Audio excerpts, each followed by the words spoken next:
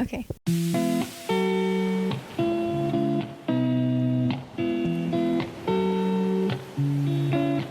Yes, I visited Iran in 2016.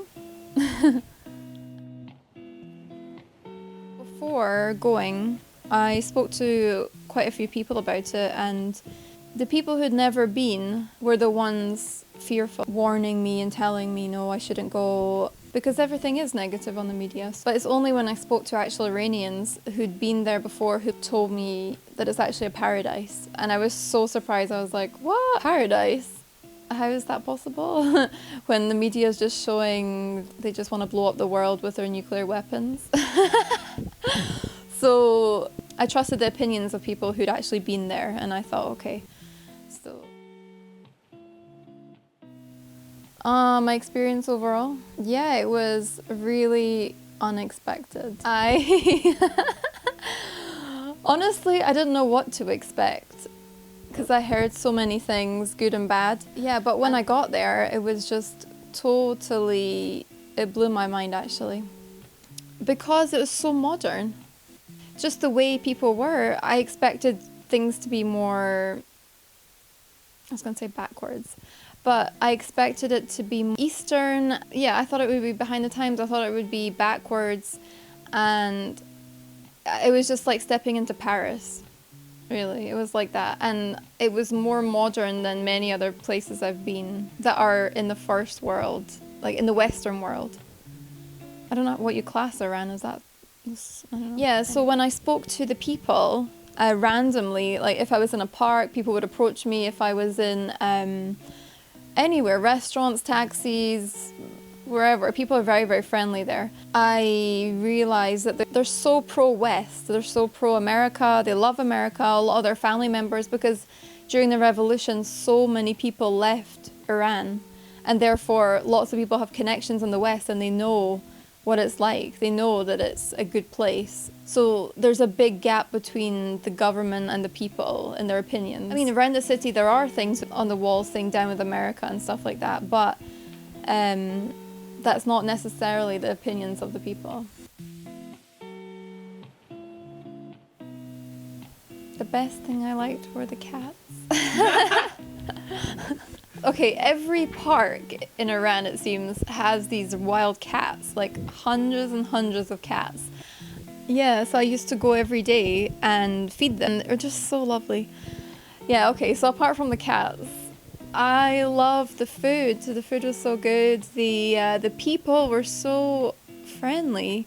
I mean, even the most random strangers or whoever, they welcome you into their homes. And I have a special diet, and they still accommodated that. And you know, it's the way people speak to each other. Even if you've never met and you're total strangers, you feel like you've known each other forever, like your neighbors or something like that. Like the people that spoke to me in the parks or in the shops or wherever, or spoke to the people I was with who are actually Iranian, I had to ask them, you know, do you actually know that person? And they're like, no, I've never met them before. And the way they were speaking was like they knew each other for 20 years. They're just such passionate and compassionate people in the way that they connect with others. They're just so nice. I mean, very, very friendly and warm people. And guests are very important to them as well.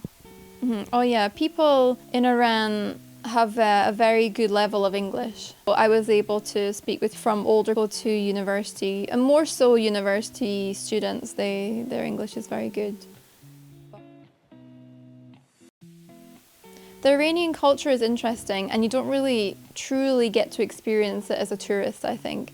You get to experience the hospitality and how warm they are, but overall you can't get in depth with the culture because there's many things as a tourist you wouldn't understand. Family is very much a big part of your life. Like in the West, you're very separate from your family, I'd say. Often in these countries, in that area, Middle East, Asia, their parents are and grandparents are very important. So therefore, you'll find families often live together and things. But in the Iranian culture, they're starting to westernize, modernize, so that they will move away from home as well. So it's kind of mixed. I really felt in Iran that it was like you had a mix of East and West.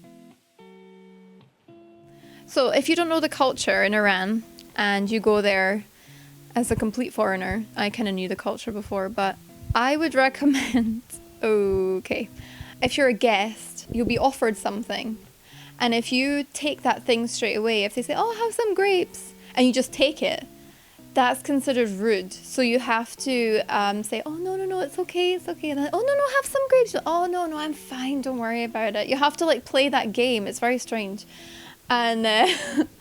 And for me, it was interesting because I actually don't eat a lot of these things that they give me. Like, for instance, the meat, some dairy products, or like a lot of sweet stuff. I can't eat a lot of sweet stuff. So they were offering me and I was like, no. And they thought I was just being polite, but I actually didn't want it.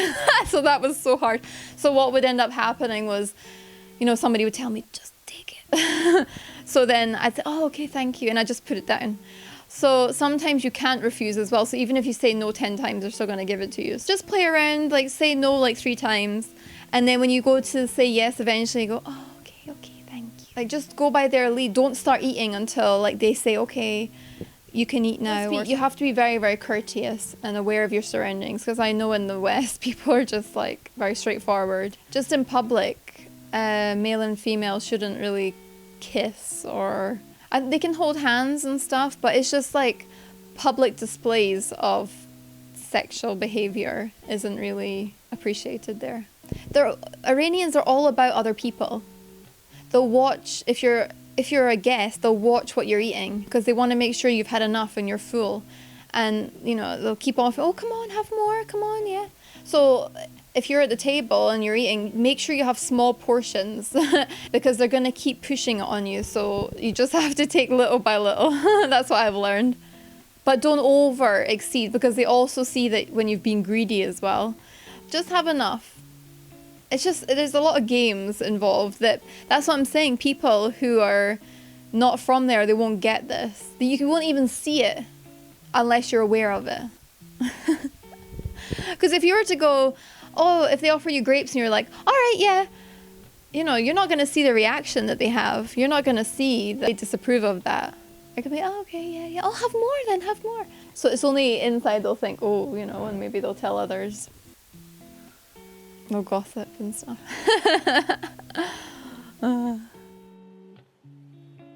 Yeah, the food was amazing. There was a really good variety of things and I was surprised with how healthy it was. They had a good variety of salads. I was surprised with how people were into food and how they knew the properties of things. Like they picked certain things and they're like, oh, this is good for this is good for that. And it was just like general knowledge for people. It wasn't just like the doctor or a nutritionist or something. It was actually grannies and everybody was just, oh, this is really good for your brain. And that was interesting.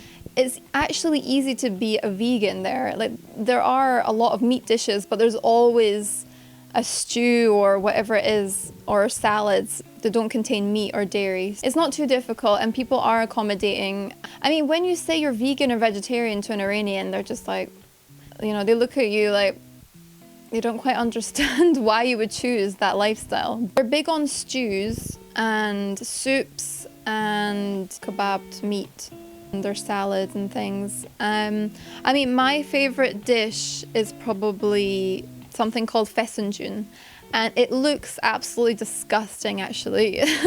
But it's so tasty. It's basically walnuts, like ground walnuts with pomegranate. It's sweet and sour. Yeah. I make a vegan version with courgette and aubergine, which is nice. The other dishes, there's a lot of rice dishes. They love their rice over there. And rice and berries, rice and lentils. Oh yeah, and on top of the rice, there's something called tadik. It's basically, you put the rice into a rice cooker and it hardens at the bottom. I don't know what they do exactly. Maybe they put extra oil or something. And it becomes really hard and crispy. Then they put it upside down. It's like a specialty. It's so tasty. It's just, oh, it's so delicious. I can't explain. And people make it differently as well. Actually, fruit is very important to Iranians, funnily enough. Whenever you go into someone's home, they always have a bowl of fruit there. And fruit is always eaten after a meal, which I found very strange. They have really nice watermelon, apples, oranges. It just depends what season it is. Their pomegranates are delicious. I had pomegranates every day when I was there. Yeah, their fruit is really good. And also I've heard from Yaz, they have really big pomegranates, like mammoth.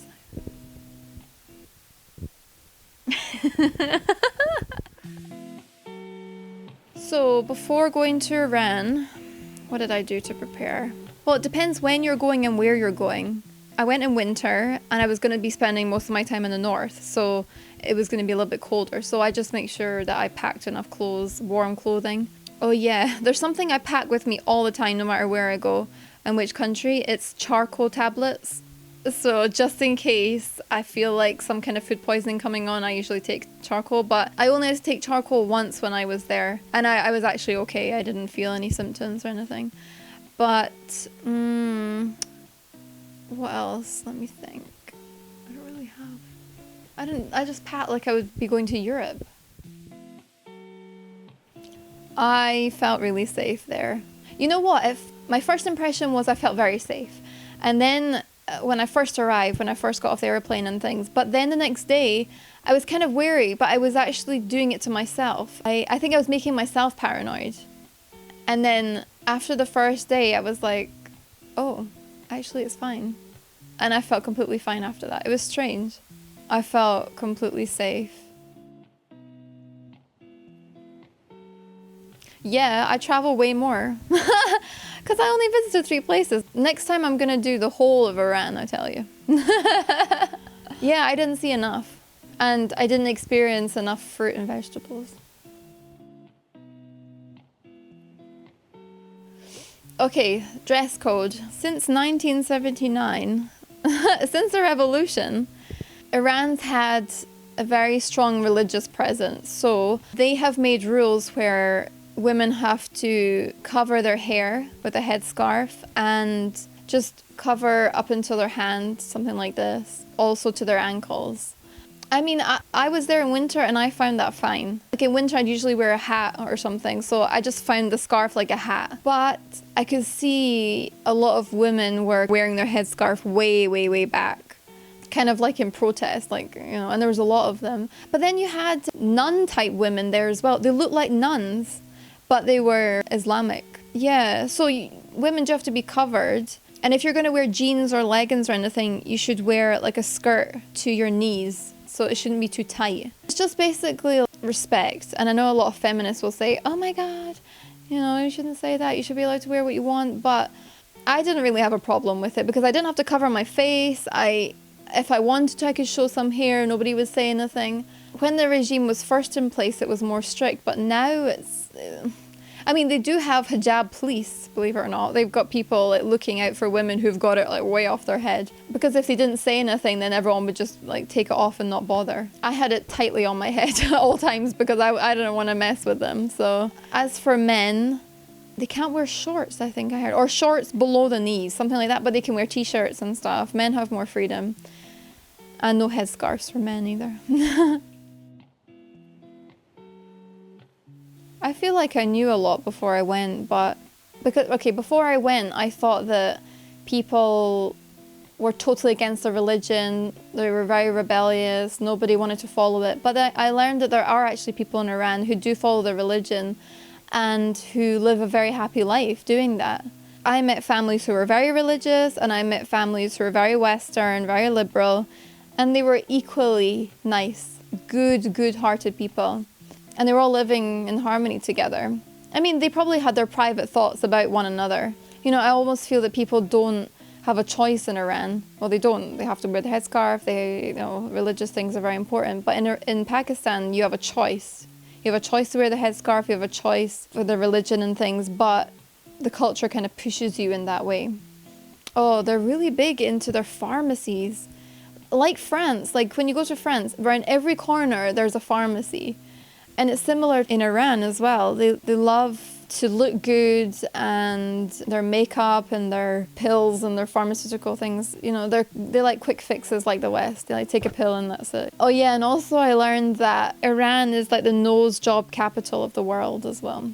And oh yeah, when I was there, people randomly and openly just had bandages across their nose like this, or like properly like, and I asked like, what's that all about? I was told that it's so common here to have a nose job or to have some kind of plastic surgery, so people don't really hide the bandages or the scars or whatever it is. It's almost like wearing a Gucci handbag or something. It's like something to be proud of. I can afford a nose job, yeah. I found that so strange. More women go to university than men. And you'd think if you were an outsider, oh, women are, you know, repressed and things. So, but education is so important in Iran. Oh yeah, they're not into dogs.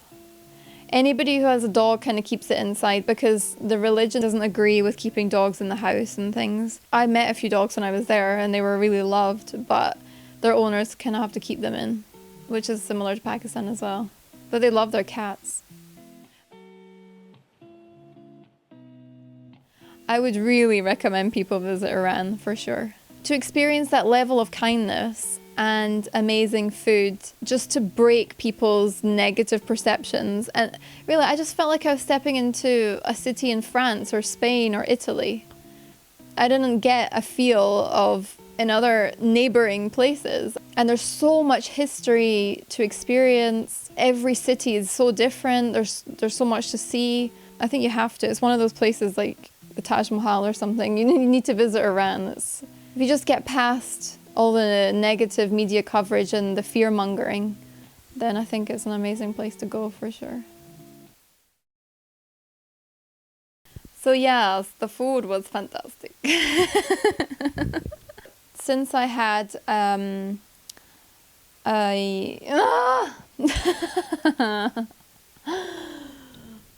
what do I have?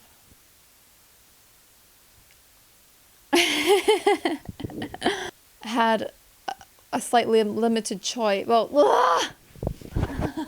so yes. I